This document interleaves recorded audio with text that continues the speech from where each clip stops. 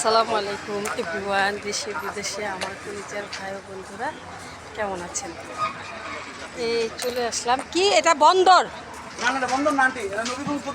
ও, আমি চলে আসছি নবীগঞ্জ গুদারাঘাটে,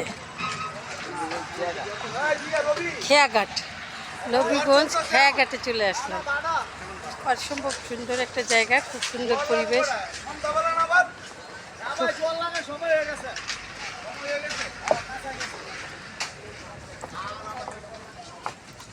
বাঁশের সাঁকো দিয়ে আসে, এই সাঁকোটা দিয়ে পার হচ্ছে আমি।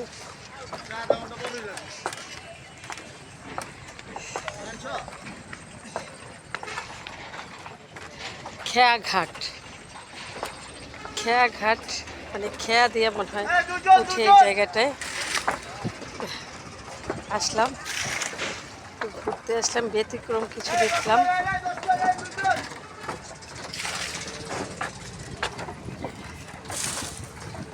ভালোই লাগতেছে।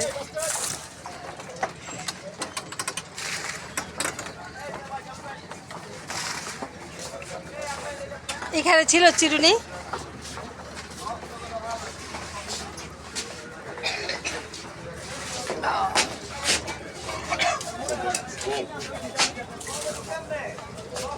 আসলে আমরা আসছি নাটক করব, নাটকের লোকেশন দেখতে আমরা বের হয়েছি।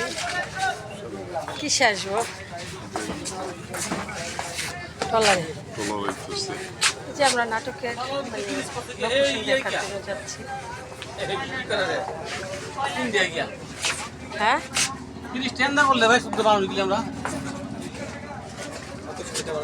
অনেক ভিড় থাকে ট্রলারে ওঠার জন্য। এখানে পানি নদী দিয়ে যাচ্ছি, ভালোই লাগে। একটু ব্যতিক্রম জায়গায় আসলাম। যে পলাশ ভাই আছে, সেলিম ভাই আছে, লোকেশন দেখতে বের হয়েছি সকালবেলা। সারাদিন দেখবো। কিছু বলেন, কোথায় যাচ্ছে?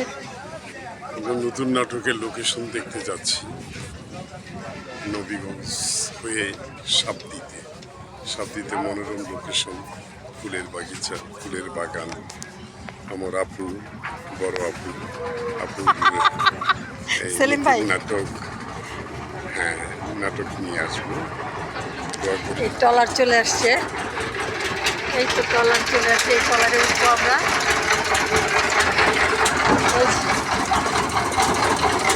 কীভাবে আমি উঠতে পারবো না বাবা।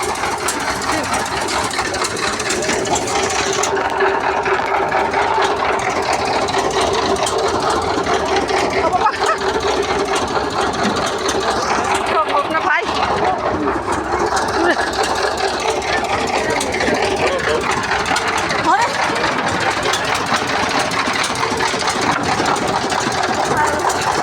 কঠিন একটা পরীক্ষা দিলাম।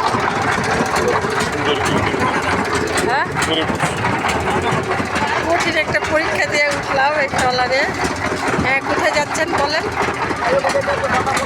যাচ্ছি সাবদিতে। হ্যাঁ বলেন। নবীগঞ্জ হয়ে আমরা সাবদিতে যাবো। সাবদি পূজাঘাট,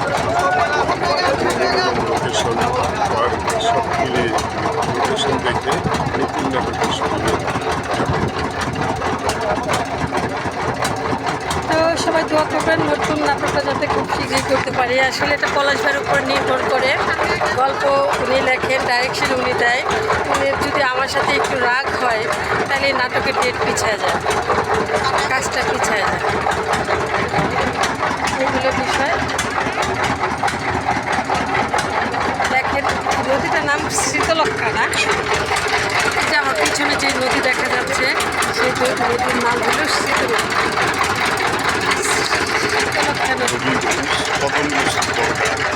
ও, নবীগঞ্জ কদম রসুল দরকার। হ্যাঁ, এই রাস্তা নদী পার হলে কদম রসুল না? আমি আসছিলাম তো একবার। এই যে কদম রসুল আসলাম আমরা।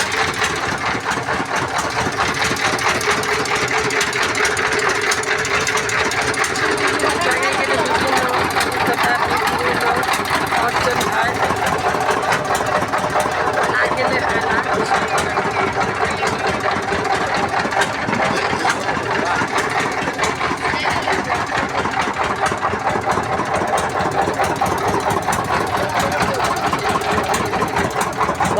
ঢাকাতে আজ সবার কোনো ঢাকা গেছেন এগুলো সব ফাঁকা না, এটা এটা যে এখন ছাড়বো না, এটা আজকে ছাড়বো না। হ্যাঁ, আমরা গিয়েছি ঢাকা, সব কিছু হলো ফাঁকা। সেলিম ভাই, আমরা গিয়েছি ঢাকা, সব কিছু ফাঁকা। সবাই ভালো থাকেন, সুস্থ থাকেন।